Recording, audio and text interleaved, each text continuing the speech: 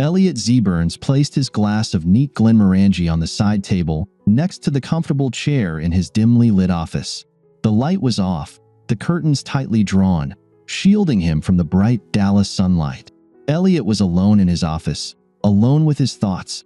Thoughts of anger, sadness, and yes, murder. Just a few hours ago, his life had been nearly perfect. Now it was a mess. He had taken a contract to sell his plumbing manufacturing company to his main competitor for next to nothing.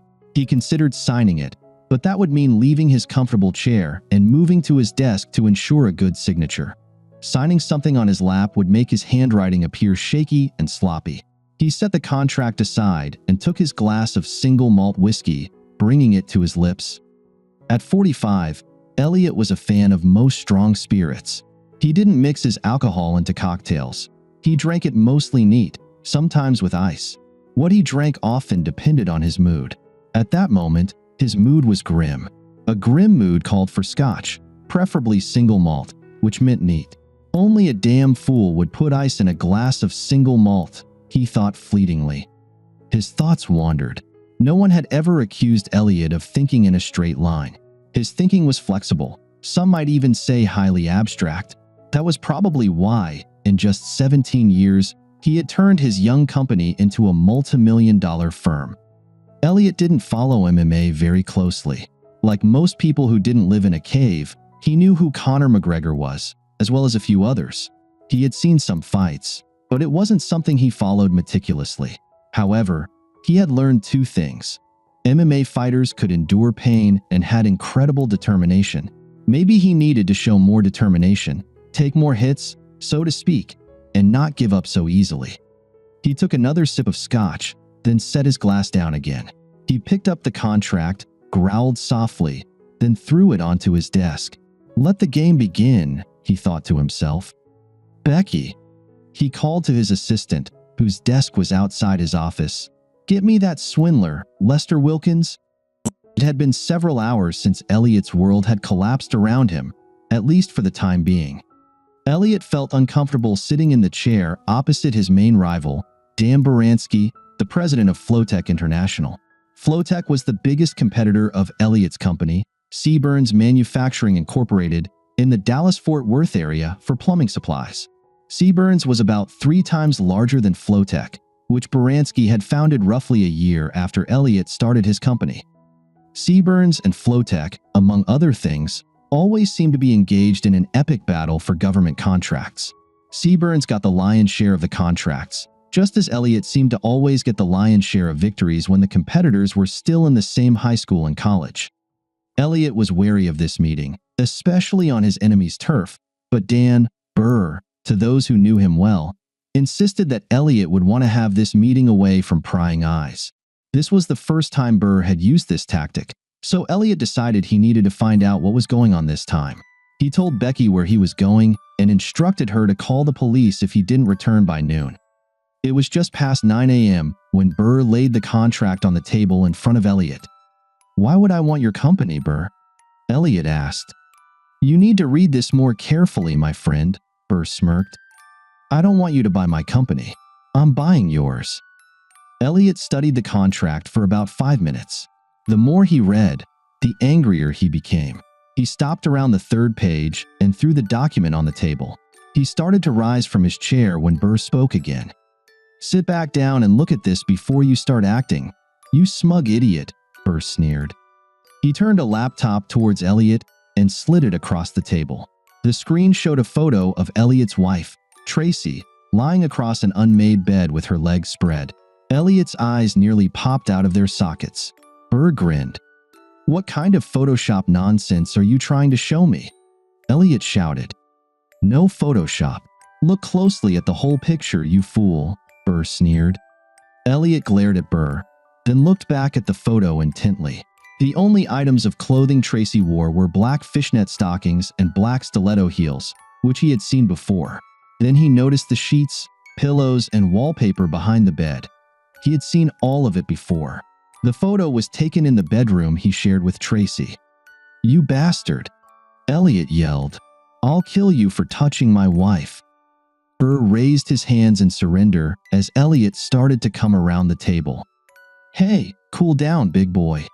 I didn't do anything to your precious princess, and from what I was told, everything that was done was with her consent, participation, and appreciation. So now it's about a bunch of photos and videos that could become public. Unless, of course, you want to be a sensible businessman and make a deal," Burr said, pointing to the contract. "Photos and videos? What the hell?" Elliot hissed.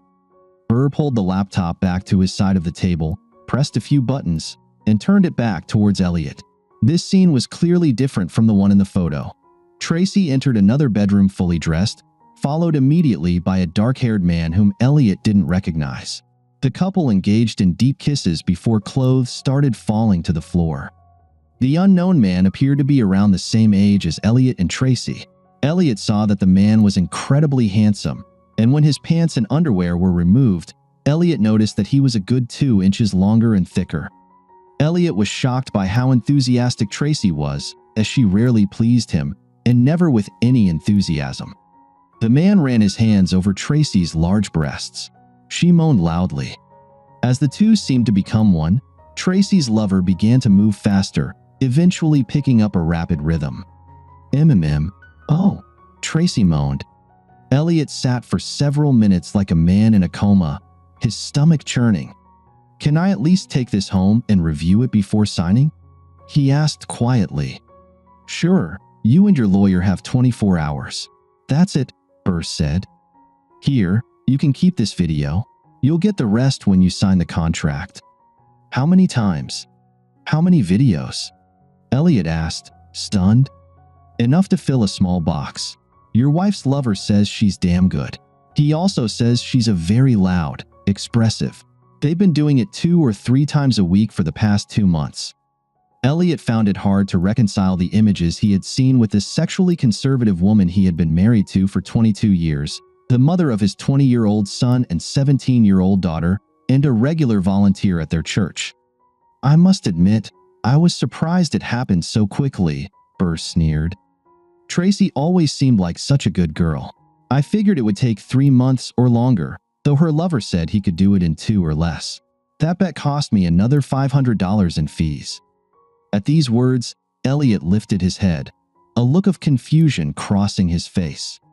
"You mean you paid some creep to sleep with my wife?" Elliot spat. "You sick bastard. You couldn't beat me, so you went after my wife? What the hell is wrong with you?" Elliot started to rise from his chair. Burr didn't move, sitting in his chair and grinning like a cat that ate the canary. "Try it, and everything goes public," he said. Elliot stopped moving and stood still, what felt like an eternity but was only about 10 seconds. He took the contract and the video and practically stumbled out of Floteca's office. On the way back to his office, Elliot reflected on his troubled history with Burr. In their teenage years, they attended the same high school, where Elliot excelled in both academics and sports, while Burr was just a loser. Elliot was the class valedictorian, star quarterback, and a standout on the baseball team. Burr played as a wide receiver on the football team and was a bench warmer in baseball. In fact, their high school football team made it to the Texas State Finals in their class, but lost when Burr dropped a perfect pass from Elliot in the opponent's end zone in the final seconds of the game. Elliot took the loss hard but still tried to console Burr after the game. Many other players avoided Burr. Both boys attended the University of Texas at Austin but didn't interact much, despite taking the same business courses. It was there that they both met Tracy. Burr asked the well-built blonde out during the first month of their freshman year, but she turned him down. Elliot asked Tracy out a couple of months later, and she agreed. Shortly after, they became exclusive, dated throughout college, and married a year after graduation. Tracy probably wouldn't have remembered Burr if he hadn't attended many of the same social events in Dallas that she and Elliot did. Elliot told her that Burr ran a competing firm and that he preferred she stay away from him, which she usually managed to do. That's why Burr decided he needed an accomplice to get to Elliot's wife. Greg Silverman was an assistant vice president at a firm that Flotec regularly did business with. Burr ran into him at a bar on a golf course in Dallas and watched Greg charm practically every woman there. Greg had been divorced twice, but since he was not married at the time, Burr knew he had found the right man to seduce Elliot's wife. Burr agreed to pay Greg a substantial fee for what became his part-time job. Greg began his seduction by showing up at the church the Zebras attended and quickly volunteered for one of the committees Tracy worked on. They became friends, and Tracy didn't think twice when Greg soon started meeting her for coffee and lunches. As a stay-at-home mom, Tracy considered herself a faithful wife who simply enjoyed the company of a male friend. Madly in love with who he considered his best friend, Elliot never questioned where Tracy was going and with whom. She never told her husband about her coffee and lunches with Greg, and when she started going out to dinner with him, she told her husband she was with friends. She knew she was being reckless with her explanations to her husband, although she believed she was technically playing by the rules. After their second dinner date, the couple returned to Greg's apartment. Tracy knew she shouldn't have gone back to his place, but after a few glasses of wine at dinner, she felt good, and Greg looked fantastic, she thought.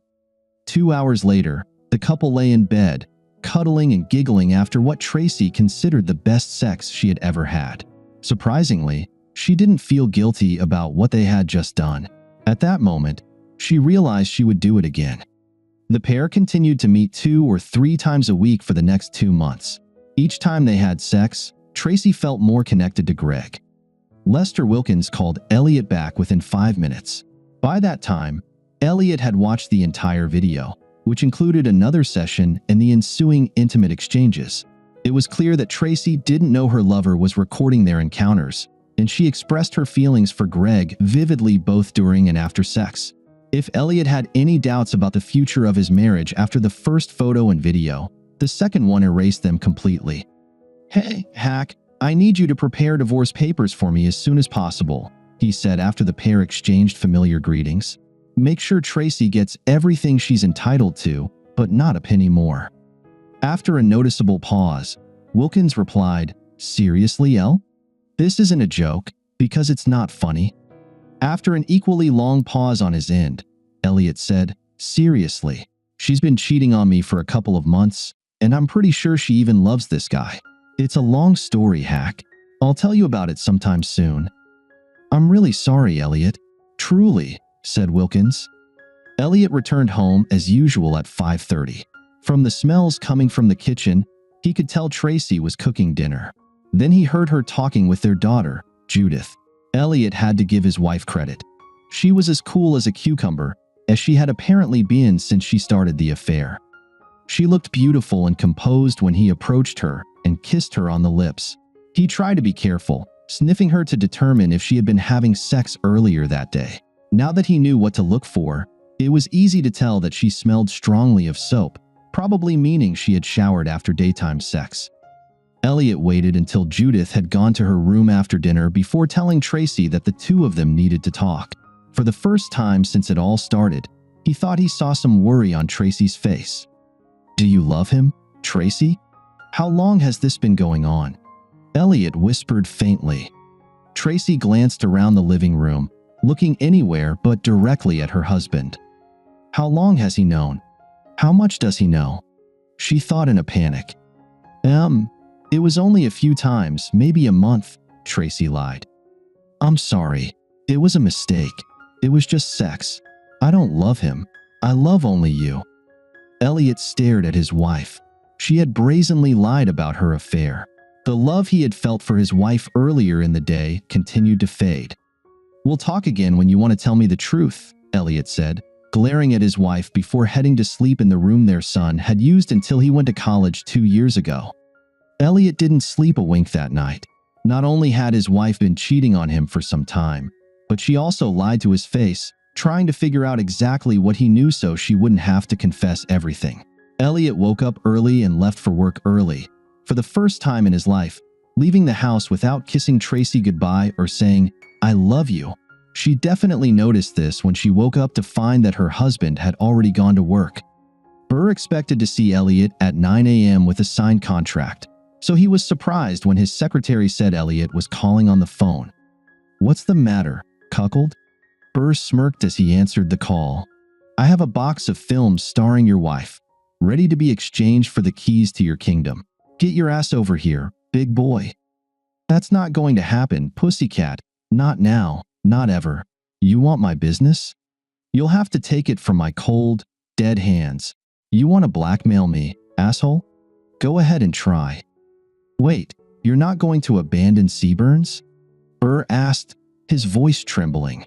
Do you think I'm joking about releasing these videos? You have clients, family, friends, and thousands of others who will see what a CPAP your lovely wife is. Well, bastard, that's actually her problem, not mine. She won't be my wife for much longer, and I won't have to worry about what everyone thinks of her, Elliot replied. And what about your two precious kids?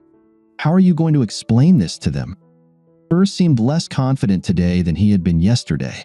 Elliot guessed it was because Burr had never thought Elliot had the guts to handle the embarrassment that would surely come. From his perspective, Elliot believed the embarrassment would fall on Tracy. And what about Seaburns' clients? They certainly won't be happy about this, will they?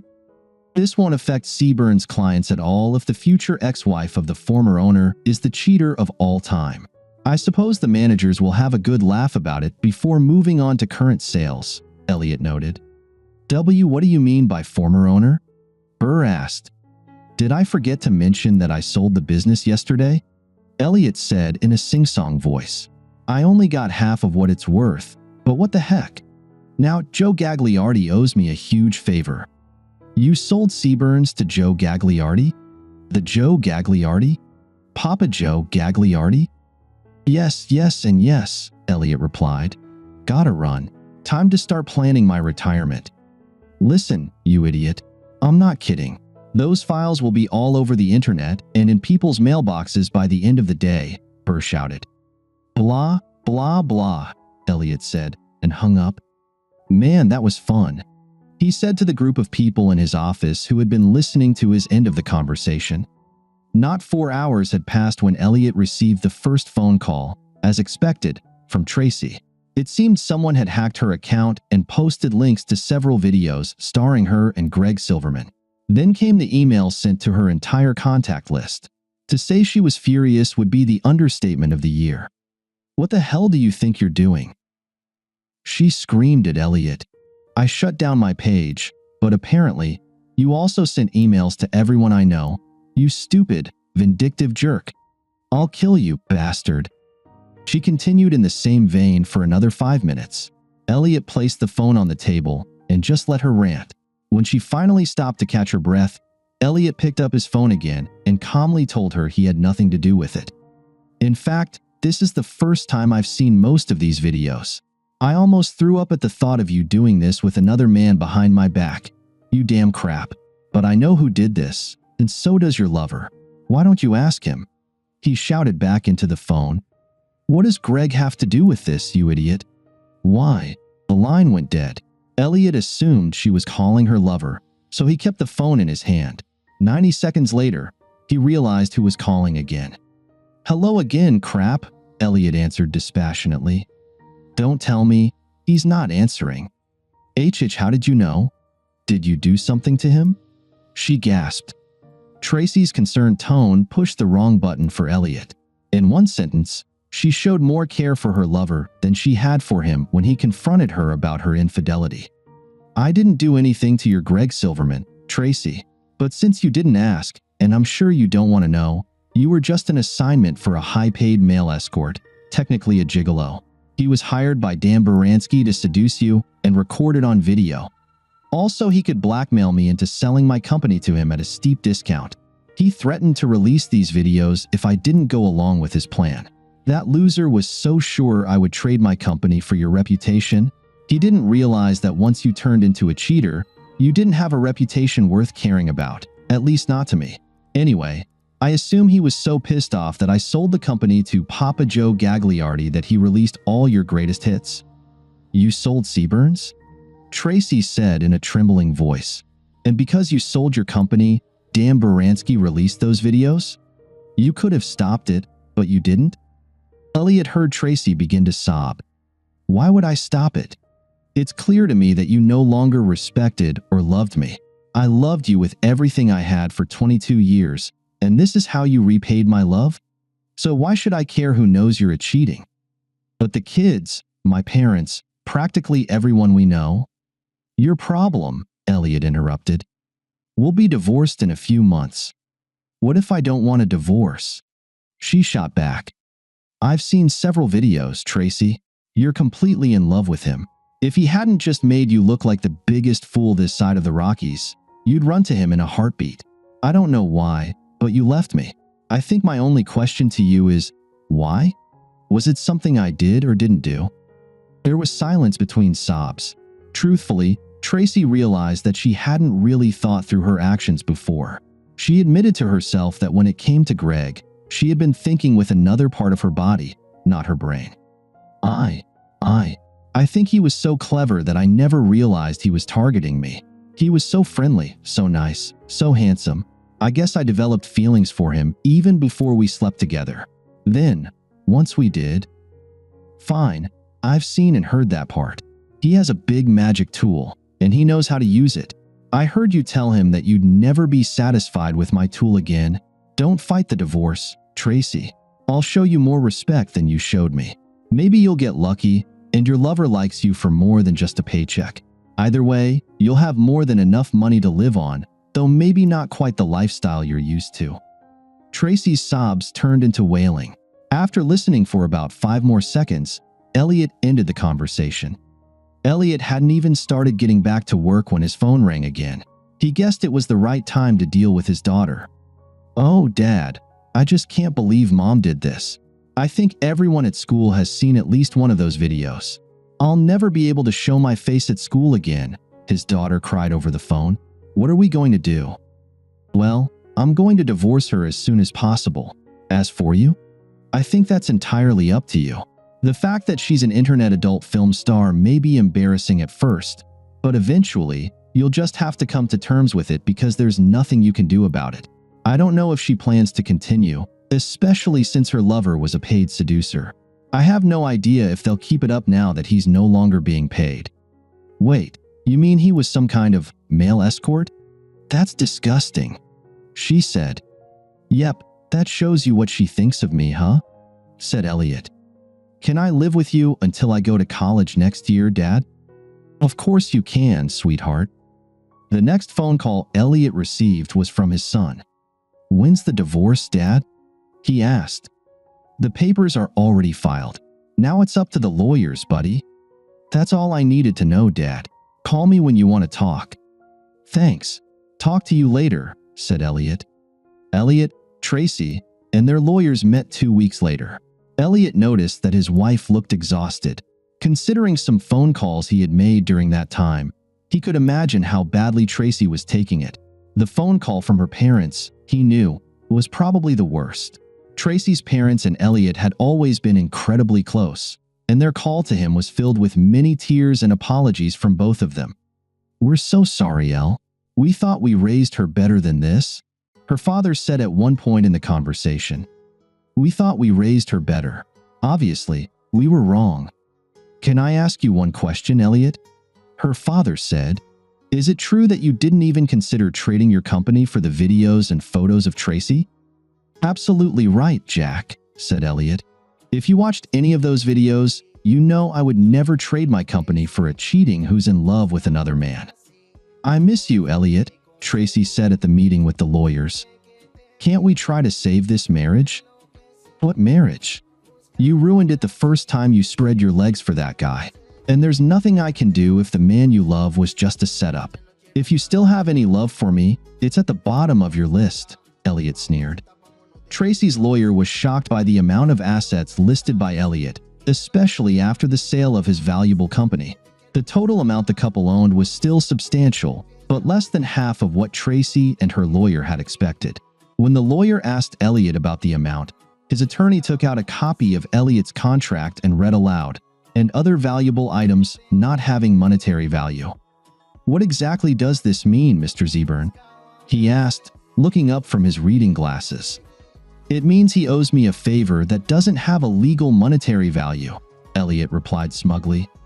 Mr. Wilkins, as a court officer, you know you can't be party to fraud, right? If we find out this is some kind of service that has a value, we will amend our filing at the appropriate time, Tracy's lawyer grumbled. Mr. Jonas, I happen to know what the reward entails, And I can assure you, sir, that it has no monetary value, Elliot's lawyer said. 6 months later, the divorce was finalized. Neither Elliot nor Tracy went on any dates during that time. Truthfully, Tracy rarely left the house because, after the videos and photos were seen by many of her relatives and friends, she became somewhat of an outcast. Meanwhile, Elliot's family and friends rallied around him. 6 months after the divorce, Dan Baranski slipped in the shower and suffered a head injury that left him barely able to function normally. A day later, Greg Silverman was mugged outside a bar in Los Angeles. The muggers took $220 before one of them delivered a brutal blow to Silverman's groin with a steel-toed boot. The muggers were never found.